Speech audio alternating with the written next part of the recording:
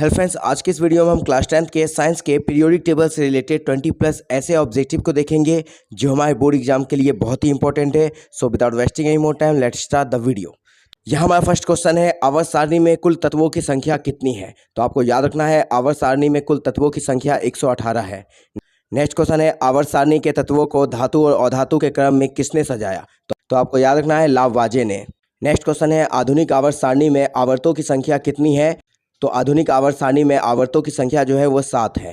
Next question है, आधुनिक आवर्त सारणी में वर्गों की संख्या कितनी है। तो वर्गों की संख्या 18 है। नेक्स्ट क्वेश्चन है, आधुनिक आवर्त सारणी में ब्लॉक की संख्या कितनी है। तो ब्लॉक की संख्या 4 है।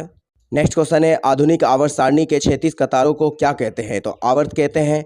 नेक्स्ट क्वेश्चन है, आधुनिक आवर्त सारणी के उदग्र कतारों को क्या कहते हैं। तो वर्ग कहते हैं। नेक्स्ट है, तत्वों का त्रिक नियम किसने दिया था। तो आपको याद रखना है तत्वों का त्रिक नियम जो है डॉबराइनर ने दिया था।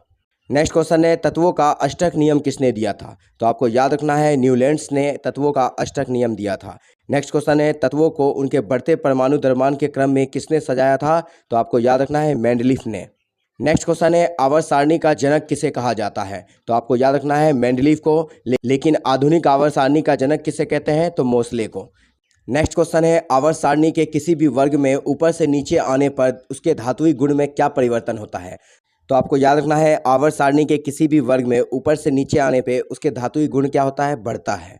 नेक्स्ट क्वेश्चन है, आवर्त सारणी के किसी आवर्त में बाएं से दाएं जाने पर उसके धात्विक गुण में क्या परिवर्तन होता है। तो उसका धात्विक गुण जो है वो घटता है।